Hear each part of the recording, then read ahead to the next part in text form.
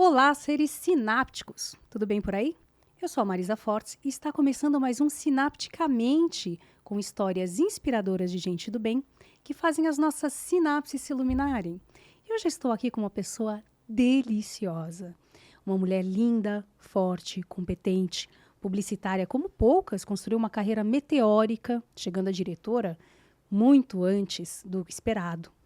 É uma pessoa que traz sempre uma palavra certa, uma grande amiga, e eu acho que eu não teria mais palavras para definir essa pessoa especialíssima que veio hoje, Ana Luísa Perissé. Ah, Ai, que que palavras bonitas, delícia! Má.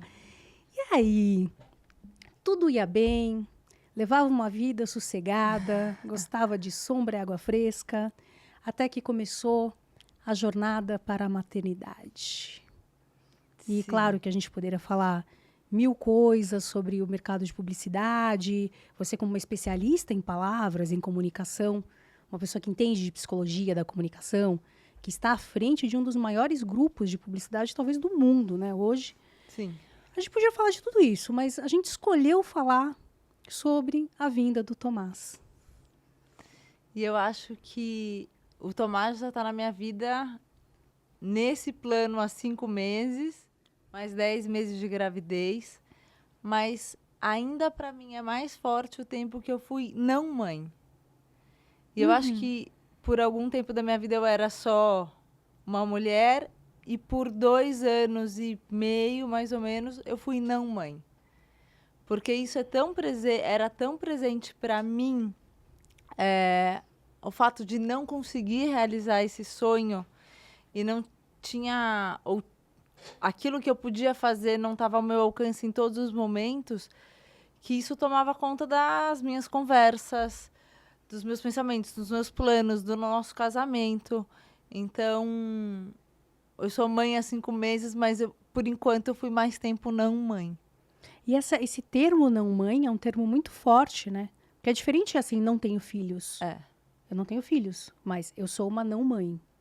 Eu nem sei se esse termo existe, mas para mim ele existe. E eu, na época, escrevi uns textos para mim mesma. E eu falava isso, eu sou uma não mãe, porque eu quero ser mãe e eu não consigo ser mãe. Vamos falar do começo dessa jornada? Então, aquela coisa bem padrão, conhecer o grande amor da sua vida, que já conhecia, aí noivou, aí casou, Sim, muitos amigos fiéis, maravilhosos, um grupo lindo, uma família acolhedora, tudo tudo jóia, assim. tudo no lugar, a vida muito gostosa, assim. Chegava em casa e era o casamento legal e a gente se divertia. E aí, os amigos ainda não tinham filhos, a maioria, um outro. Um amigo próximo teve filho, vambora, vamos. É, quando... Eu acho que bateu parecido o timing. E aí, então, vamos começar a tentar. Isso foi outubro, vamos deixar a pílula de lado. Meio... Fui no médico, janeiro valendo. Fantástico. Janeiro valendo. Janeiro, fevereiro, março, nada. Já, poxa, que coisa chata isso aqui. Eu tinha uma fantasia de que não seria tão rápido. Então, não tem uma coisa assim, no meu, quando aconteceu comigo foi, o médico falou, olha, antes de um ano eu não quero ver sua cara aqui. Você tomou 15 anos de pílula, isso deve demorar e tá tudo bem. Não rolou isso. Rolou um vai pra casa tentar e a gente se vê. 6 meses é muito comum. Acho que era o meio prazo que eu tinha na minha cabeça. Mas rolou em abril, então fiquei feliz, joia. Poxa, já tava ficando de saco cheio desses testes negativos e tananã. E ficar tentando e transando no dia certo tava meio chato. App de ovulação, não tem uma Eu história? tava no app e fazia o teste em casa também, que dá uma carinha feliz. Você não falava, Beto, hoje é dia de carinha feliz. E não sei. Tá bom. E aí ficamos super felizes. Foi fim de abril, veio o Dia das Mães. Comemorei o Dia das Mães. Ganhei de presente uma estrela, porque a gente olhava para o céu e pedia para a estrela, o nosso filho. Dei presente Dia das Mães para minha mãe, porque ela ia virar avó. Então foi um Dia das Mães super comemorado. E aí logo em seguida a gente foi fazer o primeiro ultrassom e viu que essa gravidez não ia evoluir provavelmente. E aí, de fato, ela não evoluiu. E eu fiquei super triste. Primeiro porque eu tava tentando, porque eu queria e porque eu não sabia reagir. Eu sempre tentei ser positiva na vida, como você falou, a vida era muito tranquila. E aí, pela primeira vez, eu tinha uma grande tristeza que eu não sabia onde colocar e que ninguém à minha volta sabia também. Então... Que o nome disso é luto, né? Mas é um luto não reconhecido pelas pessoas, de um bebê tão pequeno. Só 6, 7 semanas. É Gente, comum, 20% das pessoas perdem. Então, ninguém entende isso como luto. Eu também não sabia no começo se era, se não era, que importância que eu dava para isso. Eu não deixei de trabalhar um dia em função disso. jura? Toquei a vida normal. E aos poucos eu via que isso estava me machucando. Que eu não acolhi de fato um sentimento que foi muito pesado na E época. real, né? Porque as É. pessoas falam, em breve você vai ter outro, tá tudo bem, sabe? Desencana disso. Só que um mês que eu fui mãe daquele embrião e para algumas pessoas e para mim, eu sempre vou ser mãe desse bebê, eu fiquei tão feliz e aquilo foi tirado de mim. Então eu vivi esse luto. E aí eu acho que foi a partir daí que eu me considerei não mãe. Que eu já estava pronta, eu já queria, isso já era um pensamento muito constante para mim. E eu não conseguia realizar esse sonho. E aí eu acho que se a gente tivesse logo depois engravidado, como muita gente consegue engravidar, talvez esse luto tivesse sido mais simples, mas não foi. Começou um corre, né?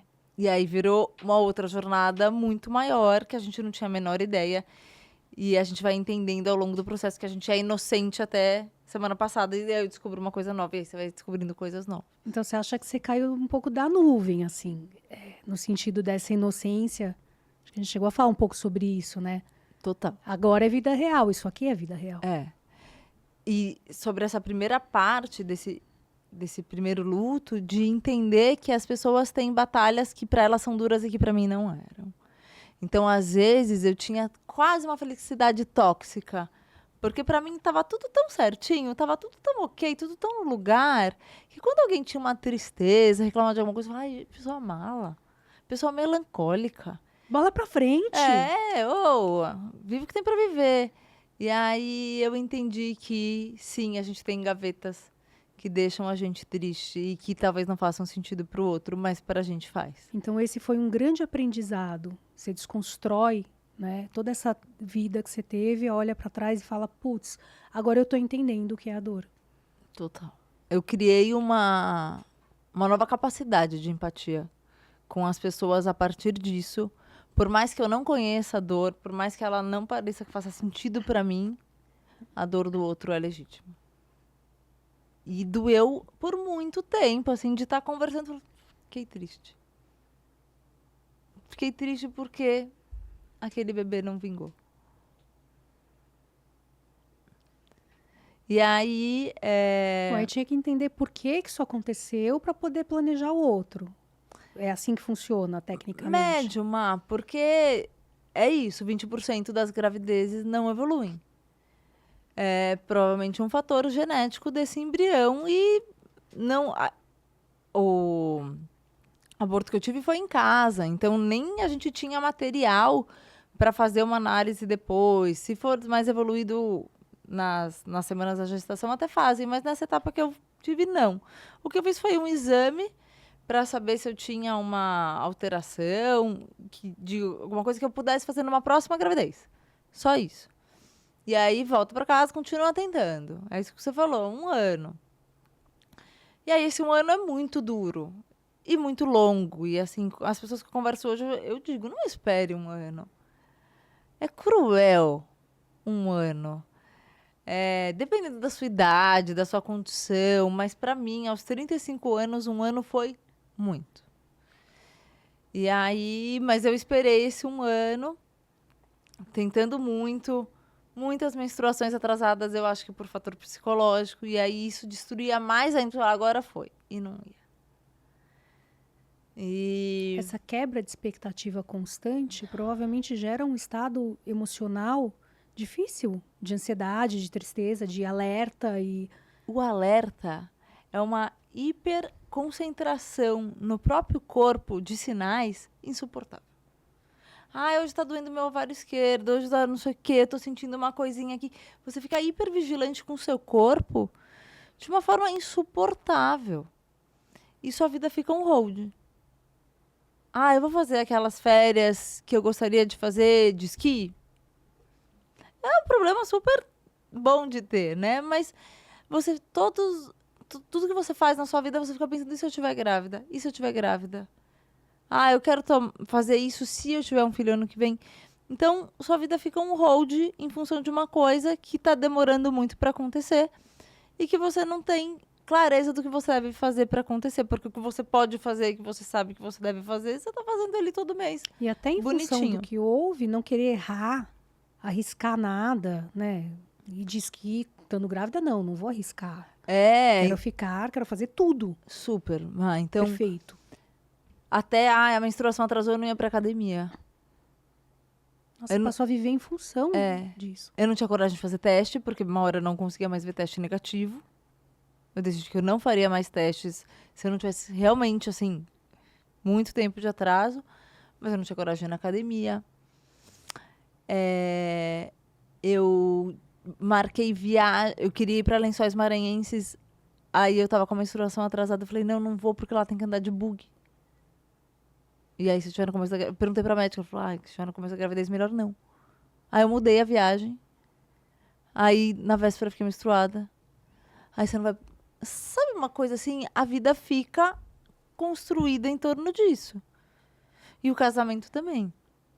Eu dei sorte de ter escolhido um bom marido e a gente conseguiu viver bem esse momento e se divertir com isso e entender os desafios juntos. Mas ainda assim, E ele, como um bom filósofo, numa posição muito empática também, né? Em relação ao teu sofrimento, ao sofrimento dele. um pouco de, não de espectador, mas o sofrimento dele foi muito reduzido em relação ao meu. E ele não conseguia entender a necessidade da pressa, assim. Pra mim era urgente. Ficar grávida era urgente. Tava todo mundo, minhas melhores amigas grávidas. Eu queria mudar a vida. Eu já queria fazer o programa de mãe. Então, pra ele não tinha esse fator de tempo, que era muito latente pra mim. Mas ele conseguiu ter empatia e a gente foi vivendo isso juntos e tomando as decisões juntos pra gente conseguir fazer a coisa acontecer. E aí é um outro universo, né? Quando você começa a falar sobre médicos de fertilidade, é um universo absolutamente à parte, assim, né? Com Insta, Você abre uma site. janela assim, para um negócio que eu achei maravilhoso. Porque o que mais me machucava no processo era o não reconhecimento do luto. Então, você perdeu um bebê de 7 semanas, isso não é nenhum bebê, me desculpe, sinto muito, foda-se. E o relaxa que você vai engravidar. É só você relaxar. Nossa, É só você relaxar. Todo mundo fala assim. essa frase é de lascar. Pessoal, não fale isso. Não fala não, tá tudo bem, não fala nada. A hora que você relaxar, vai acontecer. Ai, que você tá muito nervosa. Ansiosa. E pra mim relaxar não ajudou em nada. Porque, primeiro, como é que você aperta um botão pra relaxar sobre um assunto que é tão importante pra você? Que toca tanto a sua vida, que vai te transformar. Eu acho que talvez a mente, né, a tua mente não te deixe relaxar porque é necessária uma tomada de decisão. E se você relaxa, eventualmente você não faz a tomada de Também. decisão com mais celeridade. É que tem gente que diz que é meramente psicológico. E que você engravida do segundo fácil, porque você já perdeu essa barreira da ansiedade. Eu vou chegar nisso, porque teve um médico que me deu uma boa saída, eu quase dei um beijo nele. E aí, pra mim, então, esse negócio de relaxar foi muito chato, de todo mundo criando em cima disso. E quando a gente decidiu, não vamos relaxar, vamos tomar uma atitude, a gente foi consultar um primeiro médico de reprodução assistida e ele trouxe caminhos pra gente. Ele explicou mais ou menos o que estava acontecendo. A gente entendeu que a gente tinha um diagnóstico, que não ajuda muito, porque é infertilidade sem causa aparente, então você não sabe Ui. por quê, mas você é infértil. Que é outra coisa que as pessoas morrem de vergonha de falar, né? Eu nunca ouvi alguém falar, eu sou infértil. Mas a gente pode falar, eu sou celíaca. É Eu sou verdade. infértil. É verdade. Dá uma aura de incompetência biológica, Nossa, talvez. quase bíblico pra mim, infértil. Aham. Não sei, é uma palavra que ninguém fala. E a gente descobriu ali que a gente era infértil, porque a gente estava numa idade de que se a gente estava tentando ter filho há 1 ano e a gente não engravidou, a gente era infértil. Então, alguns caminhos pra gente tomar que a gente nunca tinha ouvido falar. Aham. São coisas que ninguém fala. Então tem uma opção de coito programado. Você toma os hormônios, vai ovular, você vai transar na sua casa e você vai aumentar a sua chance de engravidar, mais uma gravidez ainda natural. Tem inseminação artificial e, por fim, tem a fertilização in vitro. Então a gente foi entendendo esses caminhos e também o que poderia ser bom pra gente, independente da recomendação médica. Então, o médico recomendou pra gente primeiro esse coito programado. Fizemos uma primeira tentativa, não foi bem sucedida, ele falou, vamos fazer de novo. E aí eu falei, pera, eu não sei, eu acho que eu não quero mais. Mas você já vai tomar a medicação toda, não é melhor já ir numa coisa que aumente as chances? Por um lado, sim, foi o caminho que eu tomei. Por outro lado, é muito mais caro, é muito mais Ok. complexo, Ok. a etá é mais longo. Então, esse coito programado, você toma os hormônios em casa, as injeções, você vai lá, faz os ultrassons, entende que hoje é um bom dia, vai lá pra casa, transa e Pronto. aumenta a sua chance de dar certo, porque você controla a ovulação. Você tem certeza que a ovulação vai acontecer e que vai ser uma boa ovulação. A fertilização, você toma esse remédio, super ovula, então você fica muito inchada. A dose de hormônio é cavalar. No outro tratamento, você tem 1 ou 2 óvulos. Aqui, você tem 15, 20 óvulos. Caramba. Então, tem gente que fica com uma barriga de 3 meses de gravidez. Eu não fiquei. E o processo, pra mim, não foi ruim. Muitas amigas falam, congelaram óvulos, falam, o processo é horroroso. Pra mim, não foi. Porque eu tava tomando uma atitude pro meu sonho. Olha, isso que você falou é tão bonito. Eu tava me mexendo, eu tava fazendo a coisa acontecer, a roda tava girando. Então, eu não percebi que o processo... Se o processo foi ruim, eu não percebi.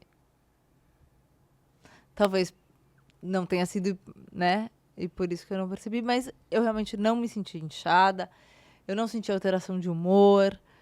O que eu senti foi uma ansiedade em relação ao processo, porque daí eu vou contar também, não é que no dia que a gente falou fertilização eu ganhei minha senha e me deram o meu embrião. Mas fazer o processo foi muito bom. Senti que eu tomei a rédea um pouco da situação. Tem gente que fala que é brincar de Deus, mas eu acho que não é brincar de Deus. Eu acho que é usar uma tecnologia que a gente tem a serviço da Afinal, nossa Deus saúde. permitiu que se criasse essa tecnologia, e então... E então, se eu tenho um problema que é infertilidade, existe um tratamento para isso, como existe tratamento para outras condições, a gente vai atrás desse tratamento. E a hora que a gente começou a fazer o tratamento, o meu estado de espírito já mudou muito, porque eu já senti que eu estava caminhando. E aí, mas é um tratamento longo, então por isso até que eu acho que a espera de 1 ano é injusta, porque a hora que você começa o tratamento da fertilização, nem sempre o seu corpo vai responder do jeito esperado. E você já está cansada emocionalmente de 1 ano de exames negativos, como você disse. Você chega lá já querendo resolver, assim, o que eu posso fazer para sair com o negócio à pronta entrega? E não é, né? É 0. Então, no nosso caso, a gente esperou 2 meses, porque o útero não estava bom nem para começar o estímulo à ovulação. No 3º mês, a gente conseguiu vamos tentar. E aí era sempre assim, a gente vai começar, talvez não dê certo. Mas pelo menos a gente conseguiu começar. No meio do caminho a gente quase parou, mas deu para seguir e a gente fez uma primeira coleta de óvulos. Dessa primeira coleta de óvulos é cruel, porque eu acho que tinham 9 óvulos, 5 maduros, 3 formaram embrião, porque daí tem o encontro genético dos meus óvulos com o espermatozoide. E aí, um virou um embrião. Que para casuística é pouco, né? Estatisticamente É super pouco. Não dá. E aí, isso vai uma espera de 5 dias entre o dia da coleta de óvulos e essa data de que a gente sabe o que realmente vingou como embrião. E aí a gente pode fazer uma análise genética ou não para saber se esse embrião é viável, porque ainda tem alguma chance, ou 20% de chance, que não é tão pouco, desse embrião não ser viável como aquele primeiro natural que eu tive. Só que fazer análise genética também consiste em manipular esse Tem embrião. um risco, né? Tem um risco.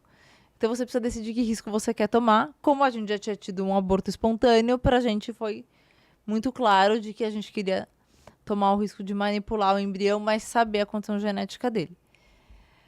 E aí, no dia do meu aniversário, o médico ligou pra dizer que ele era um embrião geneticamente viável. Foi um presentão de aniversário. Foi um super presente de 36 anos. E aí... Não, de 35 anos. É.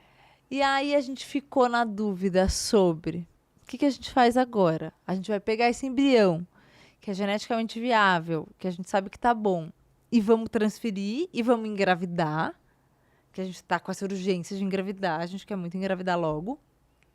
Ou vamos fazer mais uma coleta de óvulos. Passar por todo esse processo que pra gente demorou 3 meses, talvez demore mais 3 meses. Pra gente ter Pra garantir. novos embriões, porque se a gente engravidar agora, 9 meses de gravidez, vai ter o bebê, pelo menos 6 meses para fazer uma nova estimulação. Então a gente vai perder pelo menos 1 ano e meio nessa brincadeira. E eu não tô ficando mais nova. Os meus óvulos não estão ficando melhores. Então, os nossos próximos... Será que vai ser mais difícil conseguir novos embriões? A gente não quer ter só um filho. Gente, é uma estratégia. E aí, o que você faz? Realizo isso agora, quero muito, ou não, vou respirar no saco. E a gente decidiu respirar no saco. E aí, nosso médico, muito legal, já tinha aprendido também sobre o meu corpo. Foi mais fácil essa segunda coleta de óvulos, esse segundo processo. E aí, a gente conseguiu 3 embriões. Então, né, já multiplicamos bem o sucesso da primeira. Desses 3 embriões, um não era viável, um era viável, geneticamente viável, e o outro veio com um laudo inconclusivo. Ui. Mas eu nem sabia que podia ser inconclusivo. Ninguém me contou esse pedaço. De onde veio isso? Tá bom. Então agora a gente tem 2 ou 3 embriões. Esse inconclusivo, vocês querem, o nosso médico perguntou, manipular de novo e decidir e descobrir se ele é geneticamente viável, ou a gente guarda ele para um terceiro embrião sem saber, porque manipular de novo, outro risco. Queremos saber. A gente já passou por um aborto e a gente não quer passar por todo um processo de uma fertilização e colocar um embrião que a gente não sabe se é geneticamente viável. Tá, joia. E essas decisões super tranquilas com o Beto, assim, vocês iam chegando num acordo e debatendo, isso aumentou muito o vínculo entre vocês, eu imagino, ainda mais. Sim, eu acho que toda a dificuldade do período não gravidez aumentou o vínculo. O aborto, com certeza, aumentou o vínculo. Talvez até o momento que a gente teve grávida, que é um momento muito especial. Então a gente celebrou, viveu aquilo, estava muito unido. Veio o aborto, então a gente estava embalado para viver bem isso. Tava bem cheio de carinho e de amor, então acho que a gente conseguiu passar bem por isso. E depois, no tempo que seguiu, acho que fortaleceu, mas nem sempre foi gostoso e fácil, porque nem sempre um estava no lugar do outro. Até no processo de fertilização, eu estava muito mais envolvida do que ele, naturalmente, porque é no meu corpo. E eu me sinto um pouco independente, eu vou fazendo as coisas, e quando eu via, eu envolvia, talvez muito pouco. Ele, que seria o pai dessa criança, o meu marido, que deveria estar vivendo tudo isso comigo. Então, em alguns momentos, ele estava muito descompassado. E você sozinha, com uma sensação de solidão. É. E aí, depois da primeira coleta de óvulos, a gente ajustou isso. Falou, eu acho que eu preciso marcar o médico quando você pode ir, não só no melhor horário pra mim. Eu acho que a gente precisa que você viva um pouco mais isso que não é só meu, pra que você entenda de fato tudo que eu tô sentindo. E o que tá acontecendo? Eu lembro de um dia que tem isso, né? Você faz a coleta dos óvulos, junta os óvulos com o embrião, e esse embrião precisa sobreviver por 5 dias para ele ser um blastocisto, que é o que a gente de fato vai transferir para o útero. Todos os o dia sim, dia não, o laboratório te liga. Ah, a divisão celular tá assim, o tamanho do embrião tá assim. Alguns não resistiram, seguimos com tantos. E era uma ligação muito esperada. Passava o dia olhando para o celular. Nesse dia, eu perdi essa ligação do laboratório e tem um horário, o laboratório fechava. E eles ligaram pro Beto. Nossa, que incrível. E aí, a hora que eu consegui, eu liguei, o laboratório já tinha fechado. Eu, Beto, e aí? Ele, tem 2. Eu, mas 2 em que condição? Porque tinha, agora também não Claro, lembro tem mais. os Classificação quesitos. AB, A1, A, 2A. Ele, não perguntei. Não, mas como você não perguntou? E aí isso foi Tipo, uma... irmão, detalhes são fundamentais. Super! E isso foi um ponto de que a gente mudou pra segunda. Do tipo, se você não sabia que isso era tão relevante, é porque talvez eu não esteja te contando, porque talvez você não esteja participando de alguma parte, porque isso era muito importante pra mim. Entendi. Eu acho que também tem um aspecto assim que é muito difícil explicar para um homem. Esse chamado orgânico que a gente tem é visceral, eu não sei. Eu acho que Claro que entrava é. muito sobre isso também, além do emocional, de querer ser mãe. A gente tem um chamado do corpo que é muito louco. Eu nem sei explicar direito o que é isso. Com certeza, Mar. E cultural também. É. Social, cultural, de que eu brincava de boneca e ele jogava videogame. E Aham. eu sonhava muito mais com isso do que ele. Também tem uma coisa que ele tinha uma segurança de que ele ia ser pai. Ele falou, nunca duvidei.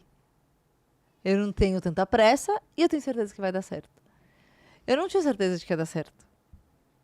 Talvez porque eu quisesse gestar essa criança, Sim. né? Então, meios alternativos talvez não fossem me agradar tanto quanto eu Passar pela experiência. da gravidez. Então, eu tinha muito mais medo do que ele tinha muito mais certeza do que eu. Mas aí vocês conseguiram chegar a um acordo que então tá, vamos testar pela segunda vez esse Esse embrião. embrião. E aí tinha uma outra decisão que esperamos a classificação genética desse embrião terceiro, porque talvez ele seja melhor que os outros 2, para implantar, porque isso demora um tempo, ou vamos numa corrida aqui, vamos tentar implantar um desses 2. Isso já era meio o fim do ano. Não vamos esperar. Chegou de esperar, vamos nos preparar para essa implantação. E aí, assim como o processo lá no começo, a preparação para a implantação também foi super frustrante. Porque o corpo não respondia. Então, o endométrio precisava crescer, os estímulos são diferentes do estímulo da coleta e o corpo não respondia. Aí você foi para acupuntura, alimentação, todo... O suco que eu tomava tinha tanto ingrediente que eu, no fim, eu achava até gostoso, eu nunca mais vou conseguir fazer, porque tinha tanta coisa no meu freezer congelada. Então, fazia tudo. E por 2 meses a gente foi no médico muitas vezes. Então, assim, vamos daqui a 2 dias, vamos ver como tá. Daqui a 3 dias, vamos ver como tá. Vai lá no Fleury, que era do outro lado da rua, faz um exame desse hormônio aqui, eu quero ver exatamente esse hormônio, porque... Não foi. Tem desgaste? Muito desgaste. Dessa ida, vai e volta e... Muito, porque você organiza a sua vida. Você tem que ir no médico 3 vezes por semana. O que você faz 3 vezes por semana? Assim, ocupa muito tempo, fora a energia que rouba. E isso que você falou de você fez tudo, a acupuntura, tomar o suco, o exercício, eu fiz até um limite. Porque eu descobri que isso também tomava a minha energia e botava um peso maior no sucesso. Então, Entendi. assim, eu não tô bebendo, então eu não bebia. Mas eu saí pra jantar com as minhas amigas, eu vou tomar uma taça de vinho. Porque o sacrifício dessa taça de vinho, se não der certo lá no médico semana que vem, ele me pesa mais. Nossa, perfeita a tua Então, análise.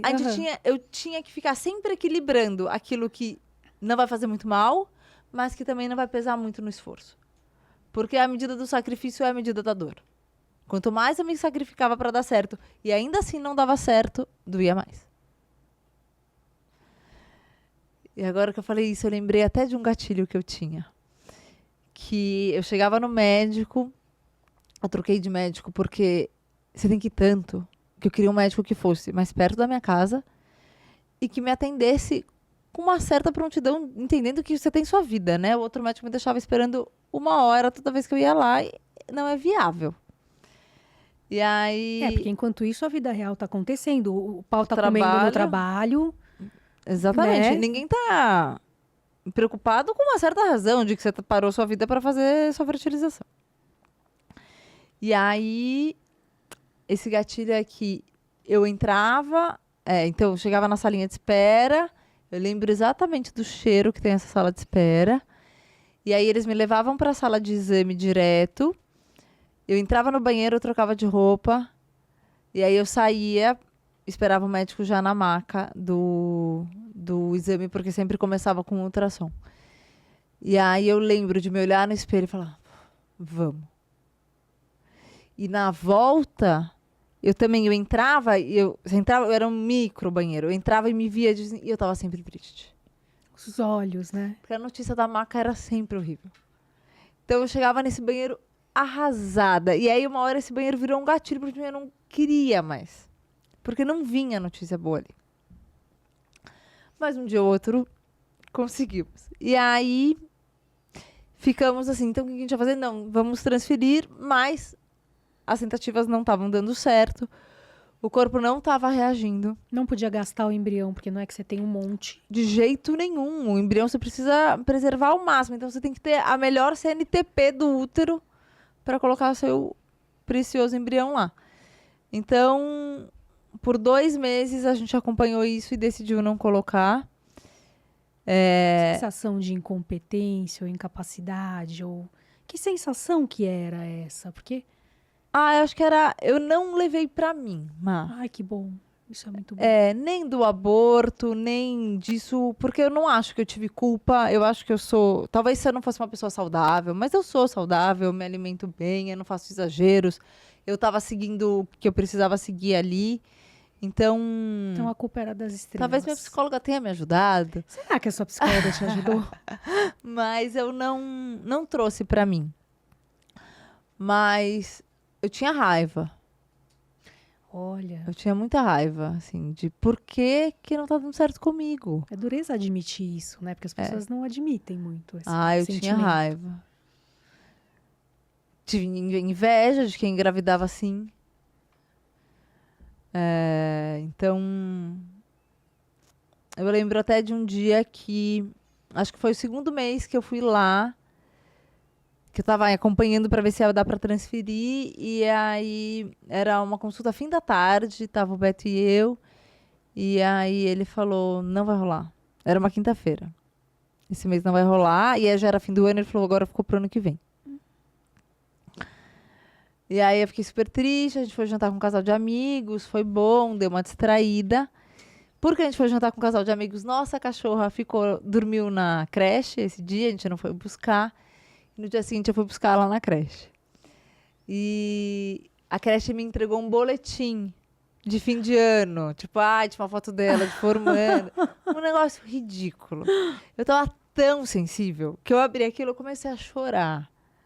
Na rua. E aí eu dei risada de mim mesma, chorando na rua com a foto da Vicky de formanda. Foi engraçado. E aí tinha uma frase que os animais nasceram preparados para amar. Foi... Enfim. E aí eu fui andar com ela pelo bairro normal, por onde eu sempre andei, mas para dar uma... E fui comprar um croissant numa padaria que eu sempre compro. Só que a padaria abre 8h30, era mais cedo. Não estava aberto. Eu entrei numa vilinha que eu nunca tinha entrado. E aí eu achei uma santinha, que eu não sei se é uma Nossa Senhora, assim, é um formato de santa, e ela tem a marcação da barriga. Nossa. Ela não tem uma super protuberância na barriga, mas ela tem a marcação da barriga. Ela é uma santa grávida. Eu olhei aquilo e falei, gente, É um sinal, vamos ter um pouco de fé. Você sempre falava, uma fé A inabalável. dimensão da fé que falta. Então você precisa ficar renovando aquilo. Então, renovamos a fé inabalável, fomos para um Réveillon delicioso. No dia 30 de dezembro, a gente estava na praia, andando com os amigos, o médico ligou de novo. E aí eu lembro que os amigos foram andar na frente para deixar esse momento para mim e pro Beto, e ele falou, o embrião é viável. Agora vocês têm 3 embriões. E aí a gente super comemorou, pulamos, os amigos, todo mundo chorou, foi super legal. Voltamos para São Paulo, e aí nova peleja, 1000 exames. Esse endométrio precisa crescer, o que a gente faz, o que a gente não faz. E aí eu acho que a gente teve sempre uma equipe muito legal. Nosso médico foi muito compreensível da pressa. E ele falava, sua pressa é a minha pressa. Para mim também é critério de sucesso a pressa. E aí aconteceu uma coisa curiosa, que é, eu sempre deixei, não só o médico, mas qualquer especialista sempre dizer das regras e fazer o trabalho dele. Assim, eu vou no maquiador, ele fala, o que você quer? Eu falo, o que você faz de melhor? Eu sempre confiei do outro lado do profissional, porque eu acho que quando a pessoa está livre para trabalhar, ela trabalha muito bem. Mas a gente vinha nessa há um tempo e chegou num ponto que eu precisava ovular para a gente controlar a minha ovulação, para então preparar. E eu não chegava no ponto da ovulação. E aí a gente ia desistir de novo. A gente ia falar agora, a gente vai se ver mês que vem. E aí isso acho que já ia ser o 4º mês. E aí eu falei pro médico, por que a gente não pega aquele remédio da ovulação que a gente fez para coleta de óvulos e testa ele aqui? E ele falou, deixa eu pensar. E aí, por isso que eu achei ele tão legal, porque ele foi muito transparente. Ele não disse não, porque essa ideia eu não tive, essa ideia é sua. Não deixa deu eu uma pensar. de, né? Sou XPTO da... Falou, vou pensar. Pensou e falou, sim, tem uma chance aí. E aquilo foi um reforço positivo tão legal, do tipo, tomar as rédeas, não relaxar, lutar para, correr atrás, dá resultado. E você é a dona da tua história, que você nem médica é, mas você canalizou ali uma informação e falou... Eu tô vivendo isso há 8 meses, no meu corpo, alguma coisa aqui eu posso contribuir porque tá comigo. Nossa, fantástico isso. E aí ele falou, bora, vamos tentar. E aí a gente tentou. Voltei lá uns 2 dias depois e ele falou, rolou. Vai dar certo. E aí a gente marcou a transferência do embrião. E assim, esses dias de espera, era tipo, ele marcou pra dali uma semana. Você não faz nada. Essa semana é como se você tivesse só vendo sua vida de cima, porque é um desespero pra passar. E aí a gente fez a transferência do embrião. Muita gente relata isso como um momento mágico e tal. Pra mim, foi zero. Foi um momento médico ali, um procedimento, mas que você sai muito esperançosa. E eu lembro, a minha cunhada passou isso comigo. Ela foi uma grande companheira, porque é muito difícil você não ter ninguém que entende essa hipervigilância do ovário, e né? Como quem não passa por isso não pensa nisso. E ela falou, a gente nunca teve tão grávida. Não. Talvez não passe daqui. Mas aqui é o ponto mais alto que a gente já chegou. Vamos comemorar. Que linda, né? Foi demais. Ai, manda um beijinho pra ela ali, ó. Um beijo, Paulinho. E a gente, então, passou por 9 dias. Nossa. E qual que era o sentimento, assim? Preocupação? Muita esperança? Mais esperança, mais acreditando que ia dar certo. Eu acho que a chance é 50% para um lado ou para o outro, então tanto faz, mas para mim ia dar certo. Eu estava acreditando muito. E aí surgiu uma viagem do trabalho que eu deveria fazer nesse 9º dia, o dia que sairia o exame. E eu pensei em não ir. Várias coisas, né? Mudei férias, muitas coisas abri mão em função dessa gravidez. Dessa vez eu falei, eu vou. Porque se a pessoa engravida... Sem saber? Sem saber. Usando droga, na Cracolândia. E essa gravidez evolui. O que uma viagem planejada, certinha, vai dar errado. E parece que aí você já estava bem mais madura também no teu processo, né? Acho que Para ter sim. essa... Mais resiliente, com certeza. É disso que a gente tá falando aqui. Eu tava com certeza mais resiliente e mais experiente, entendendo melhor as coisas. Então, uma gravidez não é tão frágil que não resiste pegar um voo e fazer ali o que deve ser feito naquela viagem. Então, topei a viagem. Foi legal que o preparo da viagem também tirou um pouco o hiperfoco do assunto gravidez. E no 9º dia, madrugamos no Fleury, esperando a notícia. Fazia todas as reuniões do dia, atualizando a página do Fleury, desesperada. A hora que saiu o resultado, eu vi que tinha saído, mas eu não sabia qual era o resultado. Corri pro quarto, Beto, vamos abrir juntos. A gente abriu... O beta tinha uma numeração, então parecia positivo. Ligamos na hora pro médico, ele atendeu, ele falou super positivo, parabéns. E aí, eu acho que daí pra frente foi muito bom. A gente não teve receio. Claro, em alguns momentos, né, ultrassom morfológico, você fala, ixi. Mas a gente, a partir daí, comemorou, a gente contou para as pessoas. Isso é uma outra coisa que é uma barreira que a gente quebrou. Quando a gente engravidou a primeira vez, muita gente falou, a gente contou para todo mundo da família, os amigos próximos, e muita gente falou, quantas semanas? A gente, 6 semanas. Não conta para ninguém. Por que você não vai contar para ninguém? Qual é o problema de você ter uma gravidez que não evoluiu e você viver esse momento triste com a sua família? Então, a gente contou daquela vez, a família foi super legal com a gente. Fez toda a diferença ter contado.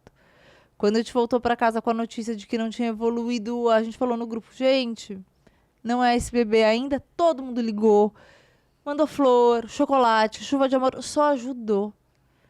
Então, dessa vez também, a gente contou para todo mundo logo no que a gente soube. E o carinho das pessoas com a sua alegria de um processo tão difícil é emocionante. Então, a gente se nutriu muito disso. Esse é um conselho que eu sempre dou. As pessoas falam, eu vou esperar para falar. Eu falo, por que você vai esperar para falar? E aí, há 5 meses, ele estreou na vida, maravilhoso. Você finalmente pegou o seu bebê no colo. E aí sim foi mágico. Muito mágico. Porque foi uma espera infindável. Eu não sei se seria diferente. Eu não sei se seria menos mágico. Eu acho que não, né? Não sei. Não sei também. Eu acho que isso dá um gostinho a mais, sabia? Um gostinho de olhar e falar, puxa, tudo que eu vivi me trouxe até aqui. Até esse ponto em que eu posso realizar algo que eu esperava tanto. Com certeza. Né? E quando bate um cansaço, ai, que saco. Opa! Ai, que tanto tá aqui. Olha isso aqui, olha esse outro lado. Então, sim, faz 5 meses que a vida é muito boa. Aprendizados. Então, me parece que você aprendeu a ser uma pessoa muito mais atenta para a dor do outro. Não tem dor grande nem pequena, tem a dor do outro. Sim, e ela merece todo o meu respeito e carinho. E mesmo que a pessoa compartilhe e não compartilhe, dá para entender que um processo de dor pode ser longo e pode ser diferente para cada um. Muitas vezes você esbarrou também, talvez, na incompreensão do meio, né, das pessoas, de preconceitos, de coisas que você percebe que você lidou de uma maneira que é um pouco fora da curva, assim, sabe? De mulheres assumirem, por exemplo, que fazem FIV. Sim. Outro dia eu falei isso numa roda de mulheres. Porque eu fiz fertilização. E aí o assunto tocou. E aí depois uma pessoa tava na roda, me chamou e falou, obrigada por ter falado que você fez fertilização. Eu passo por isso há tantos anos, ninguém fala. Então eu faço questão de falar que eu fiz fertilização. Eu faço questão de falar que eu tive um aborto. E quando eu tava tentando engravidar, eu também falava. Porque ninguém fala que tá tentando engravidar. As pessoas aparecem magicamente grávidas. É? Não existe esse momento tentante. Porque parece que se você tá tentando e você não conseguiu, você não teve sucesso. Porque as pessoas ficam perguntando, e aí, esse mês foi? E aí? Foi? Mas daí também vou contar um pouco com o bom senso dos outros, né? A sociedade está evoluindo, quem sabe eles parem de perguntar isso. Mas é ok assumir que não tá rolando, que tá difícil. Não é um sucesso pessoal. Então, eu acho que falar também que você tá tentando e confiar que as pessoas que estão à volta de você vão saber lidar com essa informação, seja no trabalho, seja a sua família, é válido. Para que a gente tenha uma sociedade menos de pessoas de grande sucesso e mais pessoas verdadeiras. Pessoas reais, né? Menos Instagram na nossa vida, sabe? Então, eu acho que compartilhar esses passos ajuda e eu fiz disso o meu compromisso. Eu vou sempre compartilhar a minha história. E aí, essa é a função um pouco também dessa revisita a esses lugares tão emocionantes e tão importantes, que é você poder levar uma mensagem de esperança e até compreensão a mulheres que passam por isso, porque a gente sabe que tem aquelas que não vão conseguir com a FIV, e que aí já começam a contemplar outros caminhos e tudo, mas que são irmanadas na dor, porque a dor dessa espera infrutífera, ela é muito grande, não é? Enorme. E pouco falada. Né? Então, quanto que você escuta falar sobre isso? O luto de um embrião. A não maternidade. Você tá com aquilo pronto, você é mãe, você tá pronta para dar esse amor para alguém e você não tem para quem dar. Então, eu acho que mulheres se encontrarem... Aí, foi a primeira vez que eu entendi grupo de apoio. Nunca tinha entendido esse negócio de filme de grupo de apoio. Que bobagem. Grupos temáticos, né? Centrados num tema.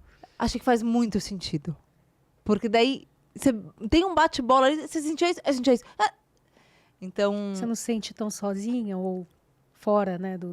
Você não é louca, porque você tá hipervigilante do seu ovário o dia inteiro. A sua colega também faz isso. Então, quando você fala abertamente numa roda, vocês podem se encontrar, se identificar e se ajudar. E aí... Agora, o segundo vai ser menos doída, espera, provavelmente. Eu acho que a gente aprendeu esse caminho, o embrião está congelado lá, eu acho que vai ser bem mais simples. E até porque, assim, tem um percurso de aprendizado, né? A resiliência é o quê? Você vai lá, toma as porradas e você verga, mas você não quebra. Então, você vai voltando cada vez mais forte. Então, hoje, para empreender uma jornada, ainda que tenha alguma dificuldade, você está com mais clareza, né? Do teu processo, de como você funciona. Super. E eu acho que isso expande para a vida. Então, dá menos medo de começar novos processos que você não tem a menor ideia de como são. Olha. Eu era tão ignorante sobre esse processo de fertilização, eu sou ignorante sobre milhares de outras coisas. E eu vou virar especialista nelas que nem eu virei especialista em fertilização. Então, também te dá um reforço positivo de correr atrás de outras coisas. Quais as virtudes que você precisou achar dentro de você e pôr para jogo para enfrentar tudo isso? Acho que esperança. Assim, muita esperança de estar lá e entender que o mundo está andando, que a minha amiga teve uma filha linda e eu curto e amo a filha dela e amo ela por ser mãe, mas também compreender que isso me traz de alguma forma uma tristeza da minha não maternidade. E tudo bem. E acolher isso. Dá vergonha disso, né? Então, essa palavra a gente não usou e eu acho que é uma palavra tão importante. Dá muita vergonha dos sentimentos que você tem. Em alguns momentos também me sentia quase deslocada. Porque o assunto... De fora do clube? Super. O assunto numa festa de criança é só criança. E aí, se eu não tenho criança pra falar, eu vou falar da minha manhã. Então, você vai... Uma hora, você não faz parte do clube que você quer fazer parte. Se você não quiser fazer parte, tá ótimo. Você vai pra balada, mas você quer fazer parte daquele clube. E sabe uma coisa que me vem, quando eu falei isso, me veio uma coisa muito forte assim, ó. O exercício da fé real em tempos de dificuldade, porque é fácil a gente ter fé quando o mar tá tranquilo. E não é uma fé necessariamente religiosa, mas é fé na vida, na força do querer. Nossa, nome de novela, hein, gente? Ficou piegas, mas tudo bem, abafa. Sabe assim, fé que as coisas podem realmente resultar em aprendizado, dando certo ou não. Por isso que eu acho que é um reforço positivo. De corre atrás. Dá para transformar isso de alguma forma. Essa energia vai girar e a gente vai chegar lá do outro lado. Então, eu vou pedir para você olhar para a sua câmera e levar uma mensagem para aquela pessoa que hoje está nessa situação. Já tentou muitas vezes, não rolou, ou não tentou ainda, ou está esperando o bendito de um ano, né? Leva para elas a tua mensagem. O que você falou que você quer agora meio que militar um pouco, levando informação para as pessoas sobre isso. A hora de começar é agora. Eu acho que o que eu diria é para você viver isso de forma aberta, para você compartilhar, sem vergonha, sem culpa. Eu estava falando para Marisa outro dia, eu não acho que a gente perde um bebê, é uma gravidez que não evolui. Então, a gente não tem culpa nesse aborto, a gente não tem culpa dessa não gravidez. E corre atrás. Para mim, relaxar não ajudou em nada. Então, quando as pessoas falam desse assunto comigo, eu falo, eu só quero te dar um conselho. A pessoa fala, eu já sei, relaxar. Eu falo, não. A última coisa que você precisa é relaxar. Pelo menos para mim foi um conselho não útil. O que me ajudou foi correr atrás e tomar ali as rédeas desse processo, como tudo que eu fiz na minha vida. Então, quando eu quis entrar na faculdade, eu estudei. Quando eu quis ter um certo emprego, eu trabalhei para isso. Quando eu quis ser promovida, eu trabalhei para isso. Então, a gente sempre corre atrás das coisas. Essa é só mais uma coisa que a gente precisa correr atrás. E que algum caminho para a maternidade tem. Talvez não seja o ideal, aquele mais sonhado, mas eu acho que quando a gente quer ser mãe, a gente vai ser mãe. Seja da maneira que for, seja como for. Exato. Linda a sua mensagem. Quero te agradecer por revisitar esses lugares e trazer tanta reflexão boa e importante, né? Quero ressaltar o valor de fazer um trabalho interno também, né? De buscar ajuda quando preciso. Se a ansiedade está um pouco maior, vá ver um médico.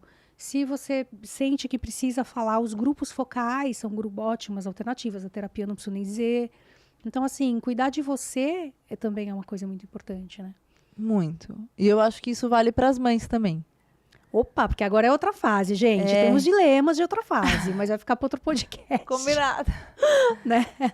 Obrigada pelo papo, Má. Foi maravilhoso ter você aqui. Muito obrigada. E é isso aí. Terminamos mais um Sinapticamente. Agradeço a tua companhia até aqui. Se você vê esse sinalzinho de inscrição, já sabe o que fazer. E lembra, cuida de você. Beijão.